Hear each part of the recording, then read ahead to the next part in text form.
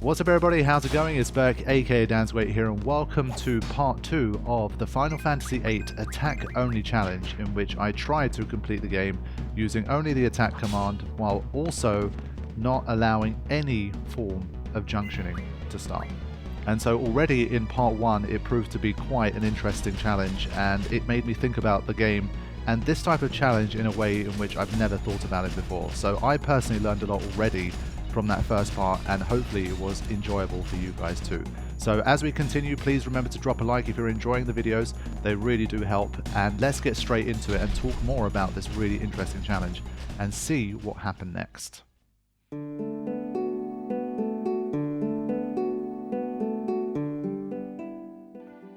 At the end of the last session, we faced off against Elveret, who proved to be one of the most difficult early bosses that we faced in any type of attack-only challenge, because he had a lot of HP, had an attack that hit everybody, and the level scaling was pretty mean. And so we started to learn more about this whole level scaling business. How does it actually work?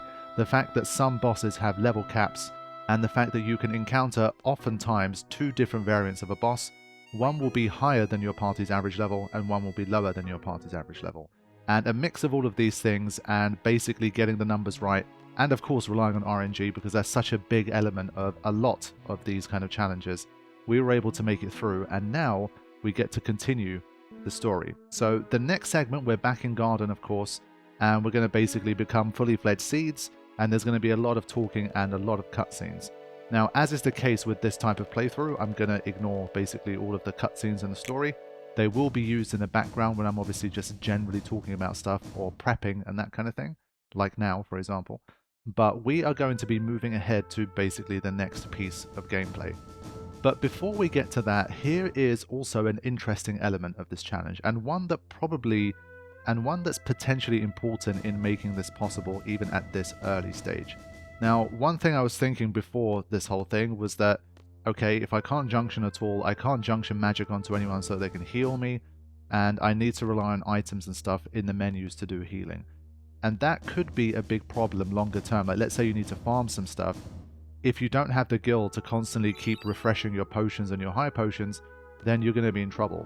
But thankfully, this is one of those Final Fantasy games where, very weirdly, like early on in the game, you can basically take the seed tests and up your seed rank, and then you literally get gil for free based on the amount of steps you take. So you can literally just run around in a circle and make free money. So again, Final Fantasy VIII is a very exploitable game, and this is one of those ones that sets it apart, because you can say, well, you know, you can exploit any Final Fantasy game, and that's true to a point.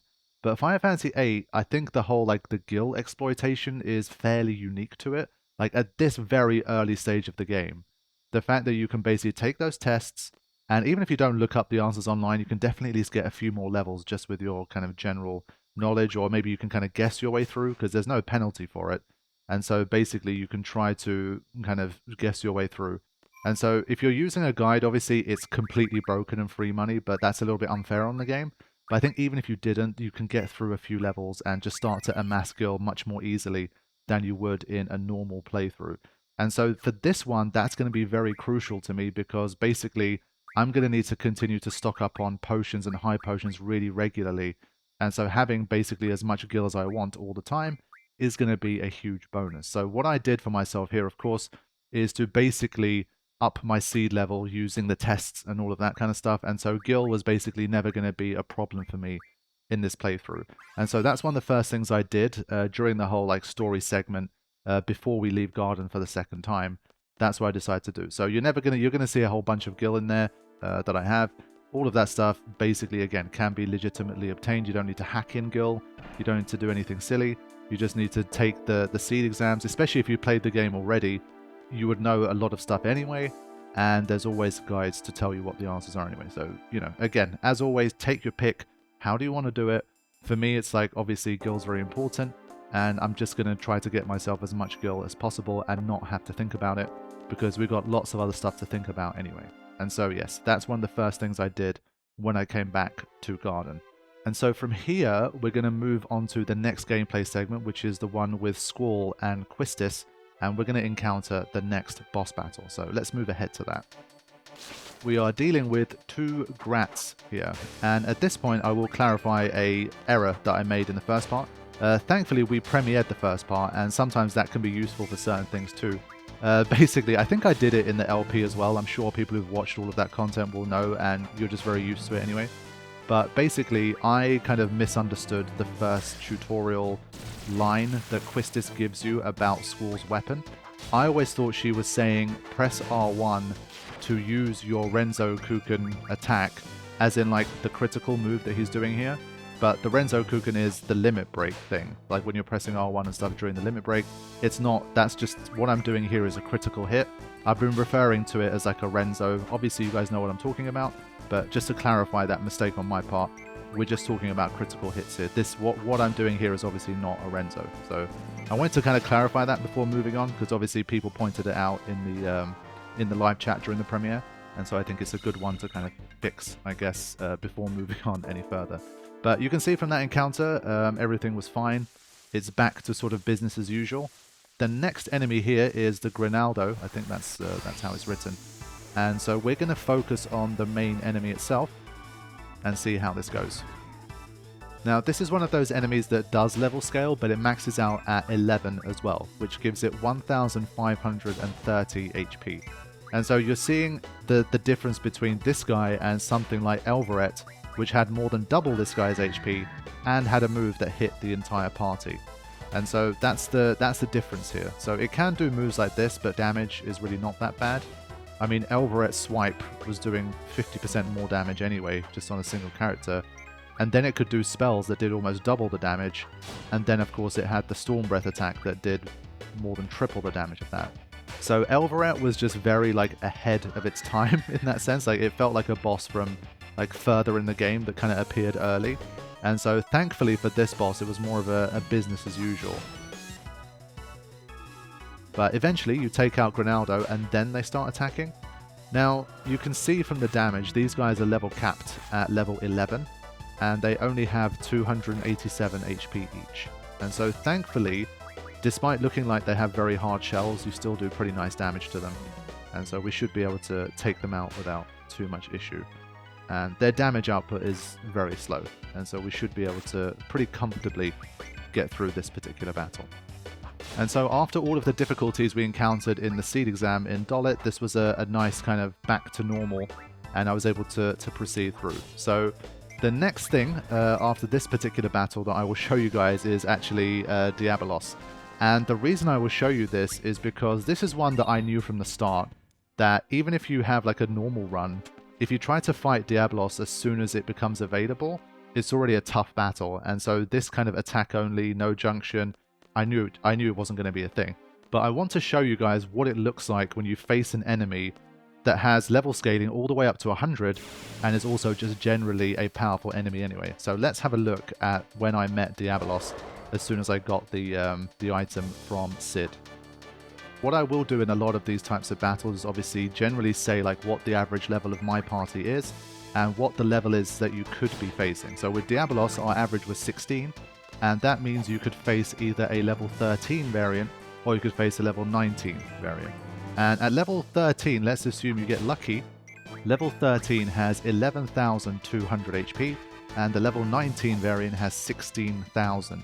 And so you guys saw like how, you know, it was down to the wire to beat Elveret at 3,500. This guy at level 13 already has over 3 times as much HP as Elveret. So that should already give you an idea of what we're dealing with here. And so, yeah, as much as I would love to be able to beat Diablos, it's not really going to happen. Now, also, because he's just generally such a powerful enemy, when you scale, he's going to scale very strongly as well. So, for example, let's say I was thinking, okay, when I'm like level 50, maybe I'll be able to have a chance. If you get to level 50 and then you face off against Diablos again, this time his stats are 40,000 HP, 234 strength. And so it's one of those where he's basically, it seems to me at least, he's going to remain out of reach for the entirety of this playthrough, especially if we don't allow junctioning. So in the future, almost certainly we're going to have to remove that restriction to some extent. Then maybe things become a bit different, a bit more possible. But under these restrictions, Diablos is totally impossible. Now, how many bosses are we going to face like this one? Because this guy's optional, it's not going to affect like our ability to complete the game. But who is going to be the first storyline boss that's basically a Diablos, where it's just too strong and it's going to scale up and it's not going to have a level cap, and so we're never going to be able to really catch up, and no level of RNG or trying the battle again or anything like that is going to be able to work. And so that's the question that we're going to be trying to answer as we continue this playthrough. So I'm not going to show too much more of this. Yes, you can survive for a long time, but it's irrelevant. Like the amount of time you'd need to survive to get like 11,000 damage done with this team, it's one of those where I guess you could say technically maybe he only uses gravity magic, and so maybe there's some like ridiculous chance, but it would be like, you know, such a silly amount of RNG that I would basically call it impossible in any real sense. And so we're going to move swiftly on from Diablos, but I want to show you guys what it looks like, just so you can have an idea.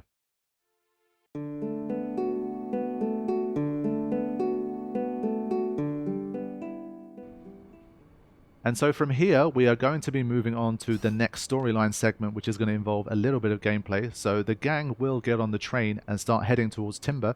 But during that time, of course, we have our first dream sequence. Now, this one I was also interested in because I wanted to see how is Laguna and his team going to fare compared to Squall. Now, in my mind, I always felt like they were a bit stronger, like strength-wise, in terms of brute force. They were probably more likely to get through the attack-only segments than some of Squall's crews. And so it was interesting to see how this was going to happen. But now, let's enjoy one of the absolute best battle themes in Final Fantasy history.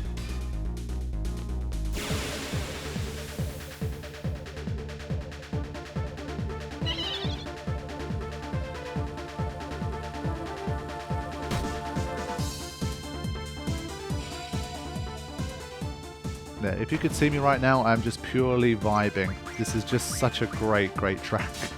But yeah, as you can see, the gang are pretty strong. I mean, I'm not too worried at this stage, especially against random encounters like this one.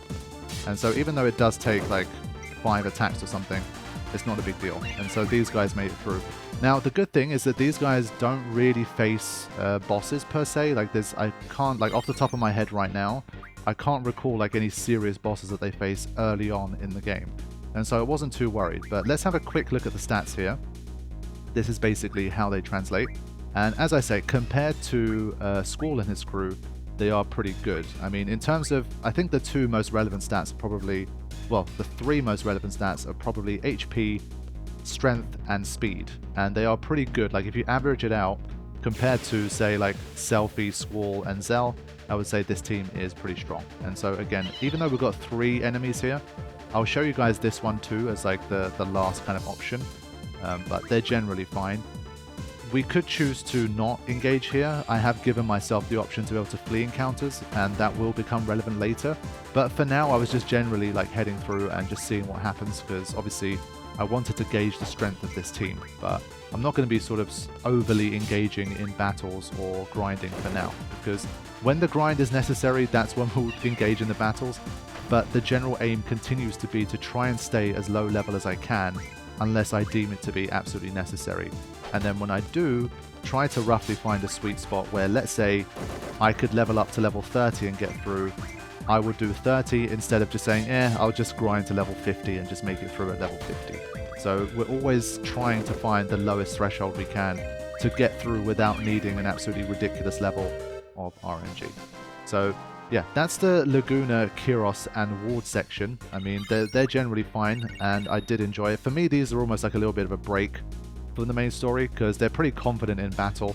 They have great themes, and generally their interactions and stuff is really cool. So yeah, this is a story-heavy section, lots of dialogue, lots of things happening. I will be skipping ahead to the next boss battle sequence, because all of the random encounters here so far, they're all fine. Even though there is scaling, a lot of random encounters, I would say the vast majority of them, they always seem to kind of scale in a way that keeps them relatively weaker than the party, and so it tends to not affect us too much. You will be seeing random encounters that do give us a lot of problems in the run, trust me. But this type of stuff, what P. Birdman famously calls small fry, these small fry type of enemies, I would say are generally not going to be an issue for us. Before we proceed, it's time to give you guys a little bit more information that could be relevant, and something that, again, I don't think that many people will be aware of in terms of Final Fantasy VIII and its stats/mechanics. This is the part of the game where Rinoa will join the party, and my gut reaction was that she's probably not going to be that useful. Historically speaking, let's be fully objective here, the female characters in Final Fantasy don't tend to be as strong as the male characters in terms of their actual strength stat and their ability to do physical damage.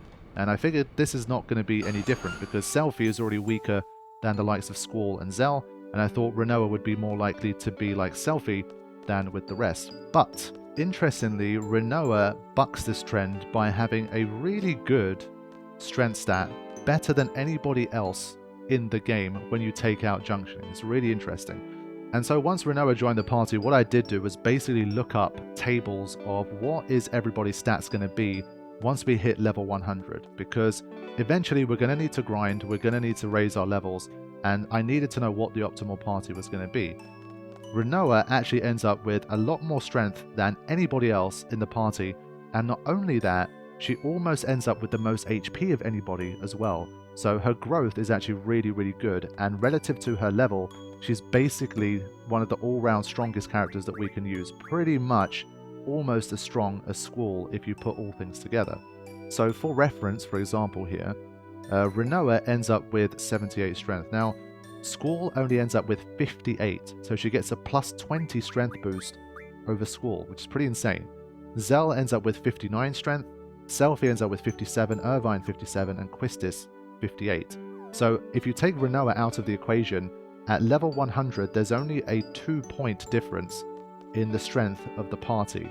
So Rinoa is just way, way stronger, and I don't really know why, but especially for this particular challenge, it's very cool. And so that means that Rinoa in general needs to be in the party as much as possible so that we can benefit from that really high strength. So that's one interesting part. And the second part is, again, traditionally in Final Fantasy games, the female characters have a lower max HP than the male characters. And in this game, you look at Selphie, she has 3,680 HP at level 100. Quistis has a better 3,883, but Zell has 4,018, and Squall has 4,187.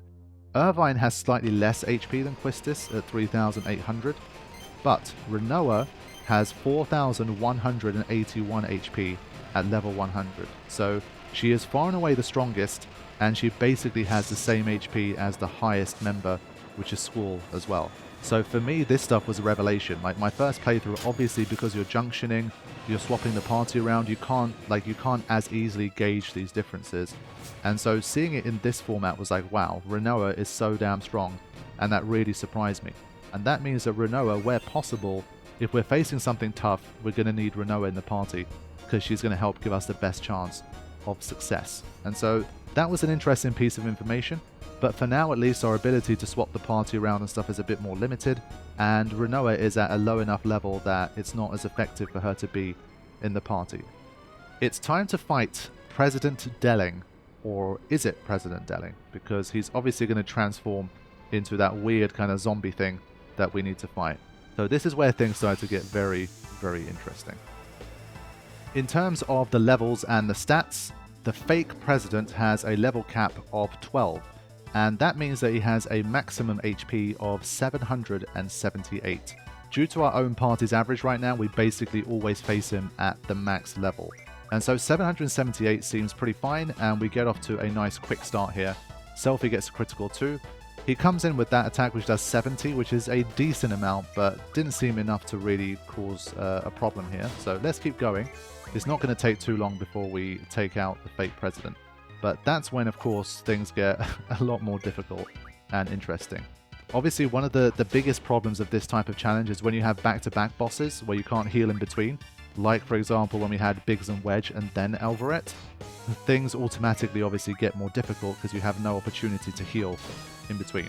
So the fake president gets taken out and he transforms into Gerogero or Gerogero. I don't know how you're supposed to pronounce that, but this is where things get really problematic. This guy has 3,650 HP because he has a level cap of 12 as well. But you're seeing as soon as we start to get into those like 2,000-3,000 kind of numbers, it's going to be a lot more difficult. And, well, it has this attack, and this beautiful attack hits you for 150 damage and can inflict you with status effects, as we're going to see moving forward. So, yeah, we got status effects here. They're going to play a big role. It's going to be the first time where status effects are going to potentially change the outcome of a battle. So he did 156 there as well, and Squall is only doing 45 damage, which is definitely not good. So not only do we have as much HP as Elvaret, our attack output is much lower. If anyone is wondering why, I also forgot about this mechanic. It's because this guy is a zombie. Being zombified in this game reduces your physical damage by a half, and that's why we're struggling so much to do any damage. Obviously, under normal circumstances, you can really exploit the fact that this guy is a zombie, but in attack only, there's nothing we can do. We just have to keep attacking. So bear that zombie mechanic in mind, because of course, it could potentially come into play in the future. Now, he's picking on Squall, which is not good because Squall has the best damage output anyway, but we'll just have to see how this goes. I mean, thankfully, once again, it seems relatively slow. At least we're able to sometimes get in like 2 sets of hits in between one of its own. And so it felt to me like it could be doable, like especially if we get some good criticals and that kind of thing, we could potentially wear this guy down enough to take out all of that HP. Thankfully, President Delling, like the fake president part of the battle, doesn't do that much damage to you, so you can come in with a pretty decent amount of HP. There you go, there's the first status effect issue, where Zell has been hit with darkness, because that sort of vomiting attack, I guess, it can inflict multiple status effects, one of which is darkness. And so if anyone other than Squall gets hit with darkness, obviously you're going to start to see a lot more misses. The reason that doesn't apply to Squall so much is because of his weapon, he's able to basically hit at 255%. And so even under darkness and the way that that affects your ability to make a hit, he still has enough to basically land every hit. He does less damage, but he's able to connect every time, even though he still has blindness. So far at least, not too bad, honestly, given that this guy has a lot of problems for us. We've been hanging on in the battle for quite some time, and we still have a healthy amount of HP. So I was thinking maybe it's still possible here. But obviously the battle taking so long has the problem of the chances of you being afflicted with a status effect is just going to be so high that once 2 or 3 of your characters have blind/darkness, you're going to be in big trouble, and it doesn't matter that you're still in the fight, you just can't really do enough damage. And so this battle dragging on this long was already starting to look quite problematic. And so the problems continue because you would have noticed that Selfie's ATB gauge just went purple like 30 seconds ago. That, my friends, is the slow status. It's another one that can come from the vomit, and so this vomit attack is basically the reason why this battle is such a pain in the arse. Zell has been hit with it too, so basically once you have darkness and you have slow, those 2 characters, consider them dead. Basically, they're just like kind of meat shields where Squall can kind of keep on attacking. But when you're only doing 50 damage a pop to take out like thousands of HP, he's going to need like 30, 40, 50 attacks to be able to do enough damage here. And so it started to look like this was not going to really happen. So there's multiple factors here at play. The first is that we're dealing with a zombie, which halves our physical damage. The second is that we get hit by darkness, and the third is that we get hit by slow. And so what we needed to do was just basically see what our options were in terms of the RNG. If we have enough attempts, can we start to get some where basically we get a little bit more lucky and we don't get slow happening and we don't get blind happening. Because honestly, you saw the first 2 times it did the vomit attack, or maybe 3 times, the slow part of it didn't connect. So it definitely wasn't the case that like slow has, I don't know, a 90%, 80% affliction rate. There was definitely a chance we could have multiple, we could have like 4, 5, 6 vomit attacks where slow doesn't connect. And that's the same thing with blind as well, because Squall got hit with the first vomit and he didn't get blinded or slowed. So it means that there's enough room in the RNG there for us to have a better run here, where, for example, like this one was pretty good because Squall managed to avoid blindness and slow for almost the entire run, it seems. But then an extra ingredient comes into the battle, one which changes almost everything. It can afflict Berserk on your party.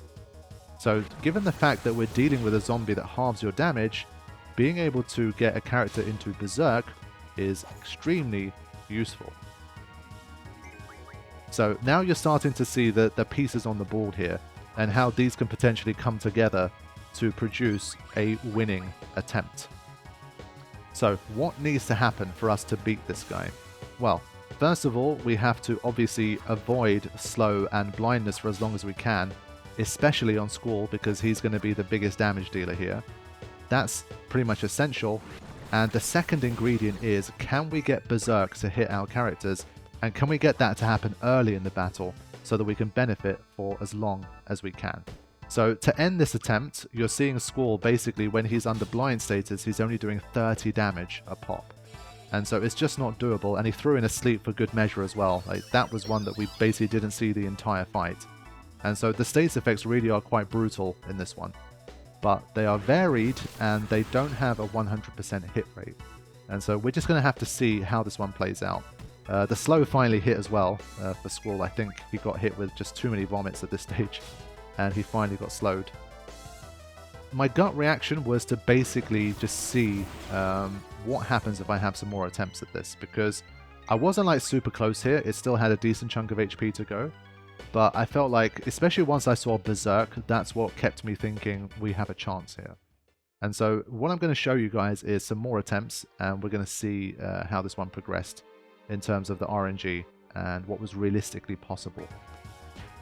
So what I'm going to show you guys next is basically me trying to find a middle ground between RNG and level, because we do have a level cap here, and this means that pretty much you can beat this guy.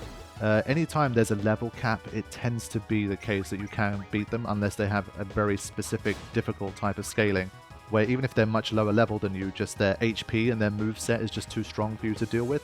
We haven't encountered anything like that yet. This boss is definitely one of those where, again, you can just grind as much as you want to before you come to it, like before the whole kind of train sequence properly begins. And so the initial battle that I had against this guy, our average level was 17.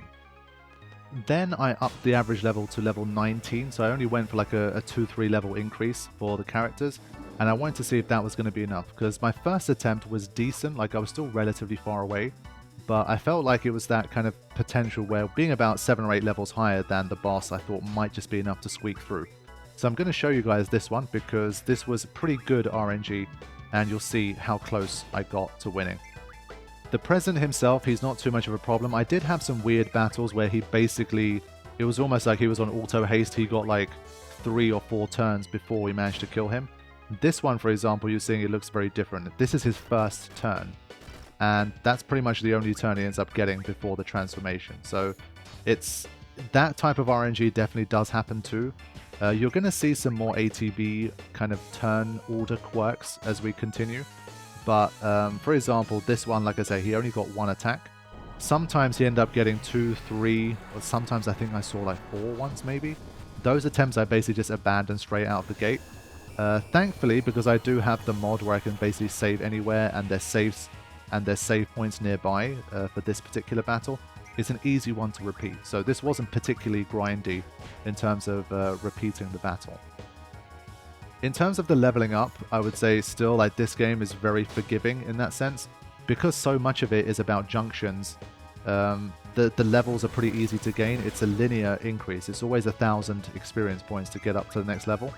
And so that's why if you do need to grind for higher levels in this game, it's not as outlandish to do as some of the other games. And it's definitely way more possible. So I'm not too concerned. Like if I'm stuck, I am basically hacking in the levels that I need. But it's very doable if you're willing to take the time to do them, which in general isn't too much if you only need like 3 levels, 5 levels, something like that. So the good RNG here is that no one has been slowed yet, no one has darkness, and Zell, our strongest character, basically has Berserk. And so this is a really good start here. And so I was fancying my chances. But of course the vomit is never too far away. Now thankfully Selfie was the one that got hit by this. If this was Zell, I would have abandoned this attempt, but because it's Selphie, I feel like we still have a chance, even though she was a little bit unlucky and she got both Darkness and Slow with a single vomit. But if Squall is doing his full damage output and Zell is berserked, then I'm more than happy to continue this attempt. Now, what I didn't see, I think I had maybe like 10 attempts against this guy. It wasn't as many as Elveret. I definitely got through more quickly. But what I didn't see was him ever cast Berserk on more than one character. I don't know if that's just an RNG thing, where if you have 100 attempts, you'll see it happen a few times. But I never saw it in the attempts that I had. So if one character, like if either Squall or Zell gets Berserk early on, in general, that's the best kind of RNG you can have. And then from there, you have to see how long it takes for the status effects to wear you down, and if you can kill him before that happens. So this was still a really good start. I mean, Squall and Zell are pretty much at full power, and we're going well here. And once again, sometimes you can see that this is the part of the ATB/turn order that I can't really explain. You have phases where the boss does nothing. Now, this is going to come into effect a lot more as we proceed here. Now, Squall gets hit with a blind. He's not slowed, and he can still connect on every hit. So I figured this is continued pretty good RNG. So I was like, let's just keep rolling with this attempt.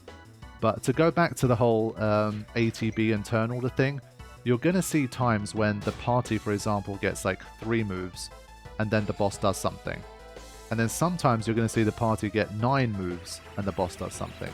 Now, I try my best to look up the mechanics for this game, and the stuff I found, it does go into some detail about how the game calculates like the ATB and that kind of stuff. But what I'm seeing there in the numbers versus what I'm seeing in battle, it just doesn't translate. And either there's not enough like, you know, hard data available on this game to understand these things, or it's just a quirk of the game that no one really knows. And so basically what I observed based on what I looked up from the mechanics was that generally, like, it's not like Final Fantasy X where certain attacks have more of a delay than others. Like, I've not found any evidence of that being the case. If you do, definitely send it my way. Like, drop me an email with this type of information, or send me like an Instagram DM. I'd be happy to look into it. But by my understanding, like, it should be the case that, let's say you're trading turns 1-for-1 with an enemy based on your speed stat, it should remain pretty much constant. Like, if no matter what attack it does, if it does like for example in this battle, whether it uses the vomit or the swipe, it should be basically the same quote-unquote delay. And so let's say it uses a vomit and your party gets 3 turns before the next attack. It should always be 3 turns between attacks, but it's not. And that I don't understand why. So sometimes it will do something where it'll be like 1 or 2 attacks and it does another move, and then sometimes it will just sit there for like 6 moves, 7 moves, 8 moves, and I can't explain why that happens. And so I don't know if it's like it's not like this in the PS1 version, and this is some weird like screw up of the Steam version that generally goes unnoticed, like unless you're doing like very specific challenge things where like the amount of turns you get is more crucial than ever and stuff like that. You're probably not going to notice it. But the more I did this challenge, the more I started to notice that was a thing. And I'm not going to play it on like PS1, if that makes sense. Like I'm already invested in the run, and playing it on Steam is very beneficial for me. But if it's giving me some kind of like unfair advantage, I guess, of like giving me more turns than I should, then that's something I can't really control for in the Steam version. There's nothing I can do about it. Or maybe it's always been there and I've just never really been aware of it, and there's no mechanics to really explain why. So it's something you're going to continue to notice, and if it is like an RNG thing in terms of maybe there's a hidden mechanic here where the enemy, like there's a percentage chance that it doesn't take an action. So I don't know, it's like 20%, 20%, 20% in terms of the move A, B, C, D, and then there's a 20% chance it does nothing. And so sometimes if you get lucky RNG, you have multiple turns in a row where the enemy gets a turn, but it chooses to do nothing. And so you get loads of turns as a result. So that's a part of things I'm not understanding really, and I've not been able to find the information I need to help me kind of uncover why that happens. So it's something you'll continue to notice, but just know that it's either a Steam version related thing, potentially, or is just a quirk of the game's mechanics, and there is some mechanical explanation for it, but it's one that I'm personally not aware of at this point, and I've not found any evidence for. So just bear that in mind. Sometimes you will see enemies just kind of sit there, and sometimes they'll just do like attacks almost like they're on auto haste. Like you'll only get 1 or 2 moves in, and they'll hit you again, even though it's not a counter attack. And so, yeah, it's a weird one. Now, this attempt, as you've seen, I had pretty good RNG. I can't really complain about the RNG I got here, but unfortunately, still, it wasn't enough. And so this was a stage where I was like, okay, I've got good RNG. I need to push the levels higher. I'm not gonna sort of bash my head against the wall for this one. You know, if I gain maybe 2 or 3 more levels already, I think it could push things in my favor, because I got pretty close here.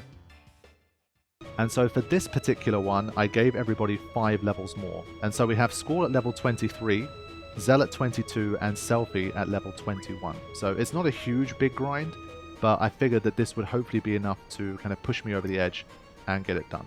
And you can see here, I mean, Squall has 28 strength, and we saw that, for example, Ward had 30 strength at level 17, I think it was. And so that's what I mean. In relative terms, Laguna and his team are definitely quite strong. So let's take on this boss one more time, and I'll show you guys this winning attempt. Fake President, as always, trying to get through this one as quickly as possible. He basically got like a preemptive strike here, but I let him get away with it. I thought maybe we'll still be fine anyway. Depends what he chooses to do here. And so, of course, we're doing definitely better damage now. And he's stuck at 778 HP because of that level cap. And that hopefully helps us get through a little more quickly. He landed a critical on Selfie. Honestly, I should have really just restarted this attempt. I've been unlucky here, but I thought let me just keep going because it hit Selfie. And she's unfortunately the most disposable member of the team at the moment. I thought let's just keep going. So he got 3 attacks here. If you notice in the previous one that I showed you guys, he got 1 attack. So ATB wise, I should be faster here because I'm at a higher level than I was at the previous attempt. But the President only got 1 attack in the previous one. He's got 4 attacks this time. And so that's what I've not been able to explain at this point. Why did he get only 1 attack last time and 4 attacks this time, when ATB wise things should have been the same? That's a mystery. So we will just have to kind of keep rolling with that and just see what happens, because I just couldn't find an answer. And, well, it's not something that I can control, really. So, here we go. Can do a beefy 60 damage now with Squall and his critical hit. 100 with Selfies added. And 46. So about 150 per round here. And so we'll just have to see how much of it we can string together. And can we get those kind of phases where it doesn't really do much of anything. First Vomit hits Selfie. And nothing happens here. I think that's Curse, possibly. Yeah, I think it's Curse that she has right now. But because we're not using limits anyway, basically it was a nothing effect for us. As long as we avoid Slow and Darkness, we're doing good. So I thought, okay, this is a pretty good start. Let's keep going and see what happens. Silence comes in. This is the best move that it could use. Like if it just kept spamming Silence, we'd have a very easy time. Because also Silence doesn't affect us.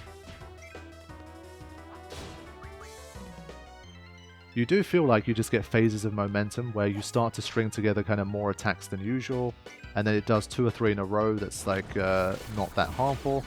But then it hit us with a slow, but not a darkness, and so I thought, okay, let's keep going.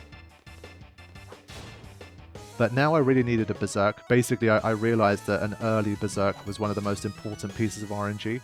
If it drags on too long before you get one, like you've already got a bunch of negative statuses before you even get Berserk, and it's just not worth it. So then it did do Berserk, and it stopped me from abandoning this this attempt. It hit Selfie, which I would have preferred obviously Squall or Zell. But since Selfie didn't have Darkness or Slow, anyone that doesn't have those 2 effects but has Berserk, their damage up is going to go up pretty nicely. So let's see. I mean, this attempt I would say was like pretty good RNG, but it hasn't been anything too crazy so far. Like really, really good RNG would have been Berserk happening even earlier, hitting Squall or Zell with the same kind of setup.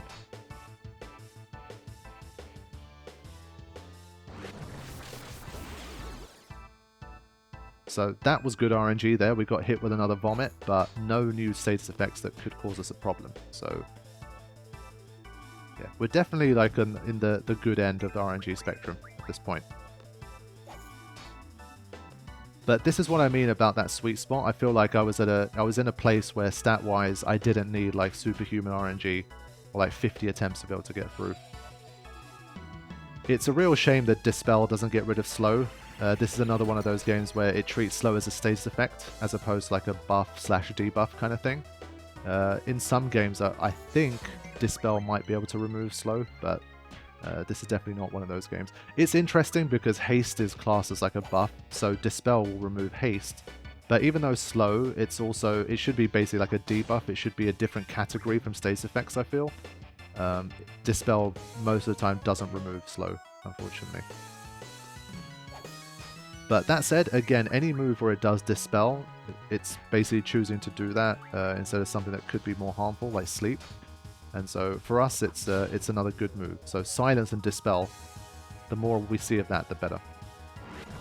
But again, picking on Squall here, but Squall still hasn't been put under Darkness. So yeah, we're doing well here. The Vomits could have been way more damaging at this stage. We've only had a slow on Squall, and that's it. So a lot of this battle will basically boil down to Berserk and what happens from the Vomits. Which is not a line I thought I would be saying when I started doing this challenge. Because, well, I don't remember the game and the bosses well enough. But yeah, another Silence comes in, no problem for us. And so we're looking good. I mean, we've got a lot of HP still. We've already gained a big chunk of momentum in this fight. And so if you can get far enough before the status effects really start to pile on, then you can kind of keep chipping away and kind of grinding it out for the finish. So at this point, I was invested in this attempt. Still picking on Squall and still no Darkness. So yeah, the Squall's ability to avoid Darkness here has been really helpful. And it's helped to kind of keep our damage output high. If he got Darkness the first time he got hit with a Vomit, then we would have had like, I think overall throughout the battle, maybe like 500 less damage. And that obviously is enough to make a difference here. So still going strong. Another Silence.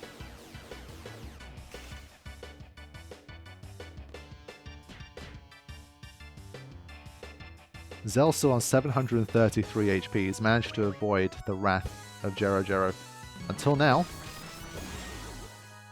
And he's hit with Darkness. But at this point, I'd made good enough progress. And I still had a Berserk character, so I was like, let's just keep going here.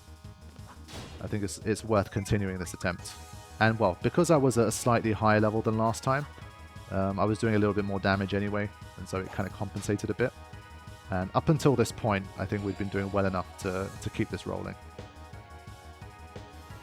You've got to be careful to not abandon attempts too quickly, because sometimes like you get sort of average, decent RNG, but you want like good RNG, not just like average or decent.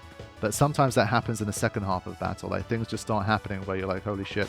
Like he spends the second half of the battle just spamming Silence mostly on Zell, for example. And like the Vomits end up doing almost nothing. So yeah, it can definitely change. So I try my best to not abandon kind of too soon. So Selfie also, like with those criticals coming in sometimes as well, she's really done a great job for us here. So it's funny, even though she's generally, like, if all things are equal, she's the least effective party member in this challenge. If things go her way and she's the one that ends up getting the boost from Berserk and doesn't end up getting Darkness or Slow, then she becomes a powerhouse, of course, and she does a lot of the damage needed to win here. But it's a long old battle, you can see. It's definitely fairly grindy, but we've done well here. Now, finally, a Vomit on Selfie. What's going to happen? She gets hit with Darkness, but not Slow. But at this stage, I was really starting to get close, so I wanted to just hang in there. You still have a chance of connecting. It's a low chance, but you have a chance. And so I thought maybe we could still do it here. And well, Squall did have a lot of HP, so he can stand like 3 more attacks.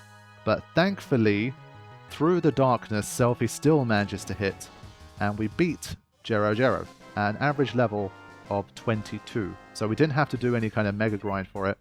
but he was definitely a pretty tough boss battle, due in no small part to the zombie status, which normally makes battles so much easier if you know what you're doing, but for this one, definitely made it more difficult. And so we finally get to move on towards the end of Disc 1 as we head to Delling City.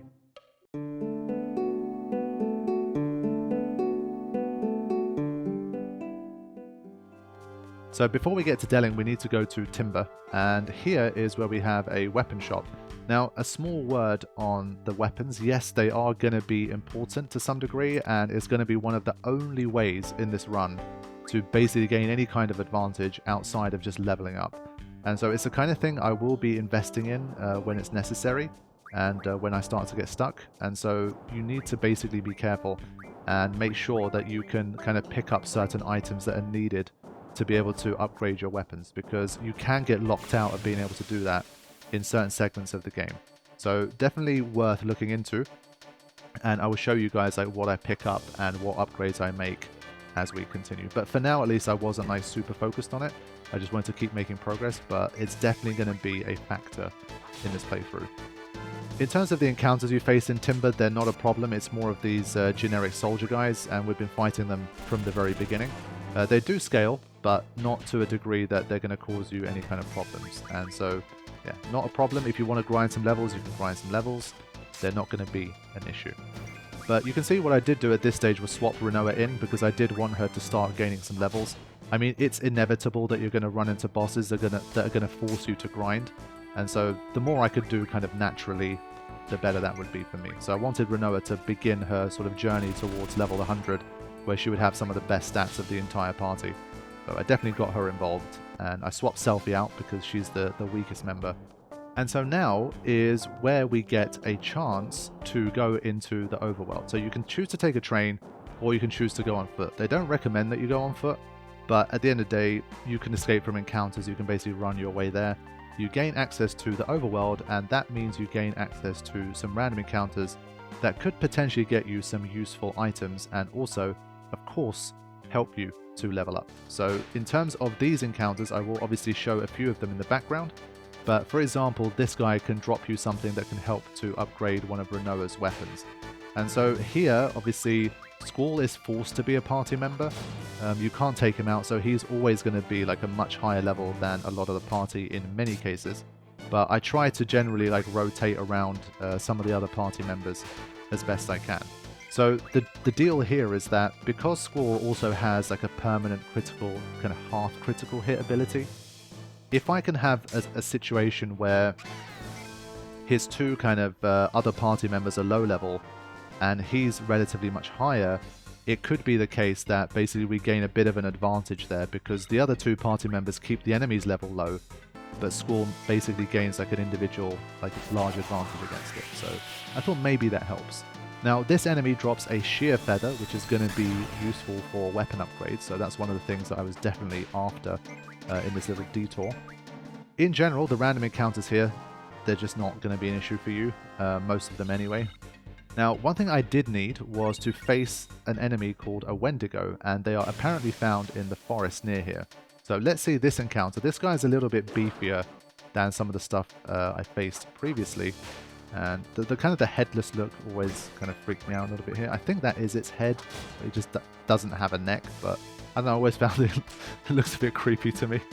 But let's just see this encounter anyway, just as another example of something that you can farm that does drop items that could be useful for weapon upgrades. You can see, I mean, the damage is not bad, like 97 is fairly strong, but it's also the case that with these random encounters you can almost always encounter either the stronger variant or the weaker one. And so sometimes it is the case that the stronger variant, the one that's going to be sort of a higher level than you, could be a problem, so then you just kind of flee from the encounter and try to encounter one that's of the lower variant, and then you're more likely to be able to win. Because especially once your levels get a bit higher, it can make quite a big difference. He is rather tanky, and he's doing quite a lot of damage, but even if one of our characters dies, it's not really a big deal. Like, overall, our party is strong enough to deal with him, and it's pretty essential because we're gonna need the item that he can potentially drop. And there you go, Quistis deals the final blow, despite being critical health. And do we get anything? Steel orb, but there you go. That's an example of something that we need to get some upgrades. So that's the kind of area that you can kind of hang around in and be able to get some items for weapon upgrades. Then a little bit later I did encounter another Wendigo. I think this was encounter number 3. I got 2 steel orbs and then I got a steel pipe. So you can hang around here if you want, get some more items, beef up that inventory for later. So it's totally up to you. But again, I'm just showing you guys what's doable and the type of stuff that I did in order to prepare a little bit and to move forward. So let's have a look at the weapon shop again. Now I can get the shear trigger. And I can get a Valkyrie. So a +3 for the already relatively very strong Rinoa. So those were the 2 upgrades that I made. And I figured, okay, let's just move on to Delling City and see if we can finish Disc 1. And so on the way, we arrive at the same forest that Laguna, Kyros, and Ward were once at. And we end up falling into another dream sequence. And so once again, this one, I'm not going to show too much of it because it's the same deal as before. They're generally quite strong.